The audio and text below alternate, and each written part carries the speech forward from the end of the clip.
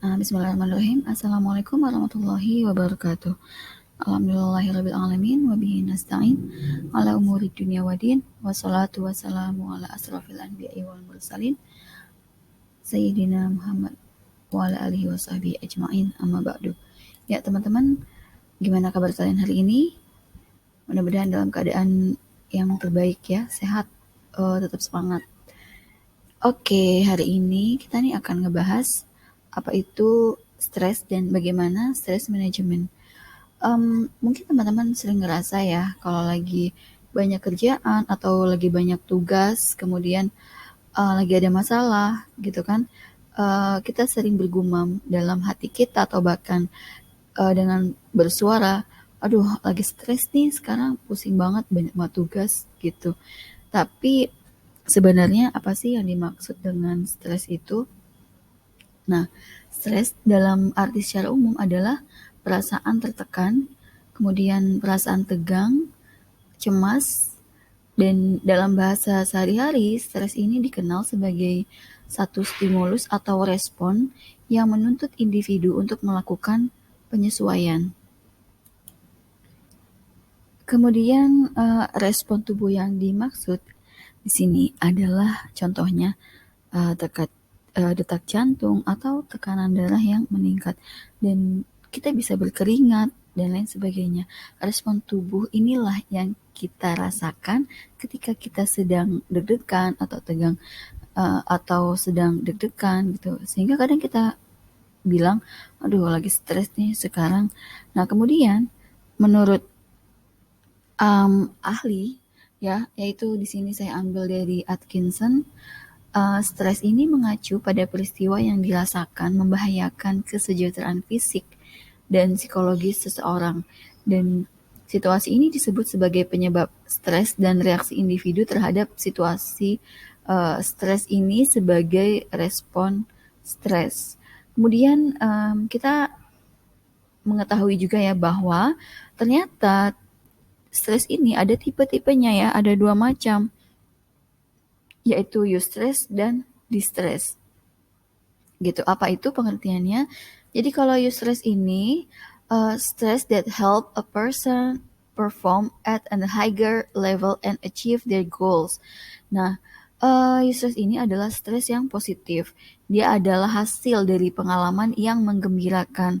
Contohnya menang lotre, kemudian promosi yang tidak terduga, atau kita tiba-tiba mendapatkan penghargaan atau mendapatkan hadiah, kejutan, pokoknya sesuatu yang menyenangkan. Nah, ini juga disebut dengan stres ya, tapi stres yang sifatnya adalah positif atau yang menggembirakan hati kita.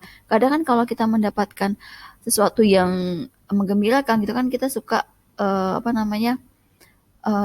timbul rasa deg-degan gitu kan, senang, deg-degan itu karena senang. Nah, itu disebut dengan stres yang positif.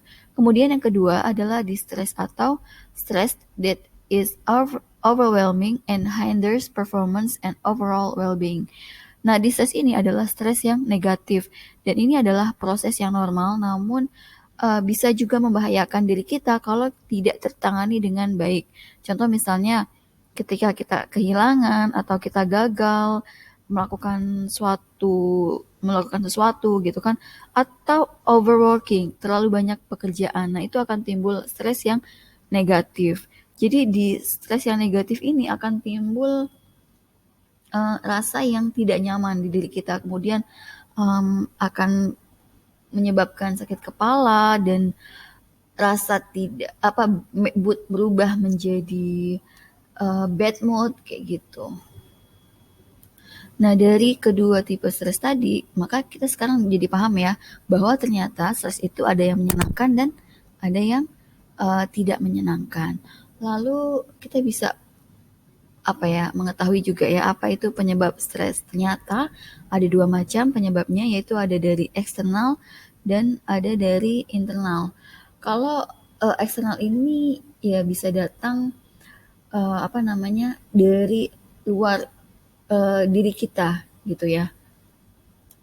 Misalnya kondisi ruangan yang berisik gitu, atau cahaya yang berlebihan, atau suhu udara yang terlalu panas, atau keadaan ruangan yang sempit. Nah, itu bisa menimbulkan stres di dalam diri kita, namun penyebabnya dari luar diri kita. Salah satu contohnya ya, social interaction, seperti saat kita mengalami perlakuan yang kasar, kemudian kita pasti akan merasa stres saat itu. Kemudian menerima perlakuan yang agresif dari orang lain, kemudian menerima perlakuan yang tidak enak gitu. Nah, itu akan menyebabkan seseorang mengalami stres. Kemudian ada juga nih peristiwa-peristiwa penting dalam kehidupan kita, seperti misalnya ada kelahiran, ada kematian, atau kehilangan pekerjaan, promosi, atau berubahnya status perkawinan. Itu akan menyebabkan stres juga gitu, tapi faktornya dari luar diri kita. Kemudian bisa juga disebabkan karena adanya kecerobohan aktivitas dalam beraktivitas gitu. Misalnya seperti kita lupa nyimpan kunci, kita merusak mainan gitu, terus ataupun bisa juga bepergian dengan jarak yang jauh, kemudian kita tiba-tiba lelah dan akan menimbulkan stres gitu. Kemudian yang kedua, penyebab stres yaitu ada internal stressor. Internal stressor ini adalah stres yang datang dari dalam diri kita sendiri, dan ini bisa dikarenakan karena adanya dari pemilihan gaya hidup yang salah, seperti misalnya kecanduan minum-minuman beralkohol atau kafein, kurang tidur, atau jadwal yang terlalu padat. Nah, ini akan menimbulkan stres tapi datangnya dari dalam diri kita. Atau bisa juga pesimis, kemudian sering mengkritik diri sendiri, terus jebakan pikiran kita sendiri gitu, misalnya terlalu banyak yang dipikirkan, atau kita terlalu kaku ya dalam memikirkan satu masalah gitu. Terus ada juga terlalu sibuk bekerja atau terlalu menginginkan sesuatu untuk jadi sempurna atau perfeksionis. Nah, ini akan membuat seseorang menjadi tertekan gitu. Oke, kemudian setelah kita misalnya ya sudah memahami dan sudah tahu apa itu pengertian dari stres, maka bagaimana kita memanage stres kita?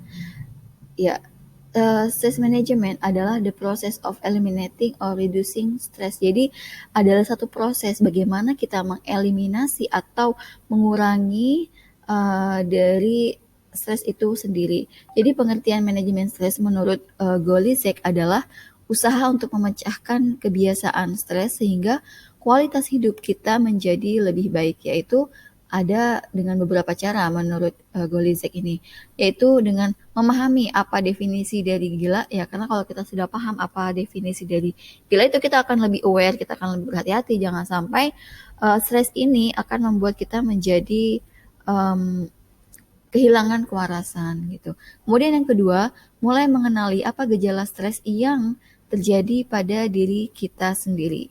Apa yang menyebab apa gejala yang timbul saat kita sedang stres gitu. Nah, itu kita harus pahami gitu. Setelah kita pahami, maka kita harus bisa mengubah pola perilaku kita. Misalnya, apa nih yang bikin kita stres? Apakah karena kerjaan yang menumpuk? Oh, ternyata kalau ada kerjaan, kita harus cepat-cepat selesaikan supaya kerjaan itu tidak terlalu menumpuk yang akan menimbulkan stres di kemudian hari ya.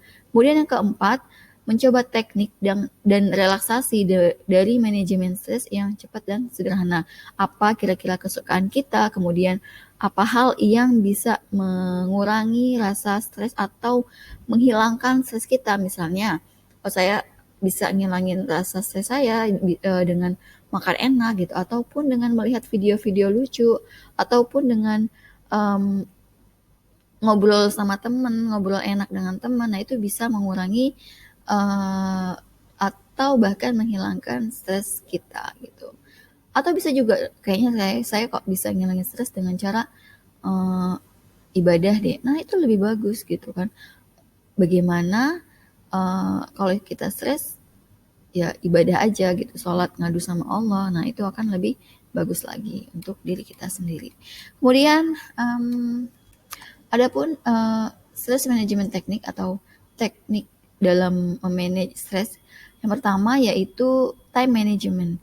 Bagaimana kita bisa mengatur waktu kita ya dengan tugas-tugas yang ada pada kita. Nah, itu harus kita selesaikan dengan cara yang sesuai dengan jadwal atau on time, sesuai dengan waktunya kayak gitu.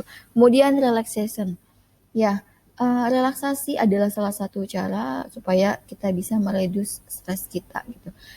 Ya, dengan menghilangkan pikiran-pikiran negatif, kemudian dengan apa ya, mengistirahatkan sejenak pikiran atau dengan tidur itu bisa mengurangi rasa stres kita. Kemudian yang ketiga, nutrition atau makanan-makanan yang bernutrisi. Jadi jangan makan junk food atau makanan yang tidak yang gizinya kurang gitu. Tapi makanlah yang banyak mengandung nutrisi, buah-buahan, sayuran, protein kayak gitu.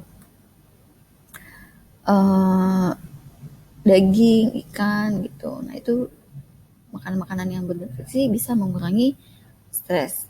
Kemudian yang keempat, exercise atau olahraga. Ya, jangan lupa kalau olahraga ini akan menimbulkan rasa semangat kita, kemudian akan menimbulkan rasa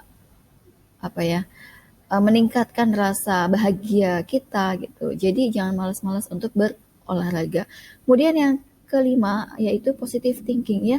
Selalu berpikiran yang positif, jangan negatif aja terus. Nah, pikiran negatif ini akan menambah stres bagi kita lagi gitu. Jadi hilangkan pikiran negatif dan selalu berpikiran positif karena segala sesuatu yang terjadi pada kita itu hasil dari pikiran kita. Maka berpikirlah yang baik-baik,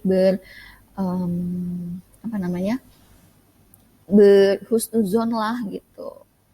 Kemudian yang terakhir adalah support network. Nah, kita harus mencari siapa orang yang mendukung kita, cari lingkungan-lingkungan yang baik, lingkungan yang bisa mensupport kita, apakah itu di lingkungan kerja atau lingkungan kuliah ataupun di lingkungan keluarga. Nah, support network ini akan sangat membantu kita dalam mereduce atau memanage stres kita. Gitu. Oke teman-teman, mungkin sampai di sini penjelasan tentang stress management ya. Jadi kurang lebihnya saya mohon maaf. Wassalamualaikum warahmatullahi wabarakatuh.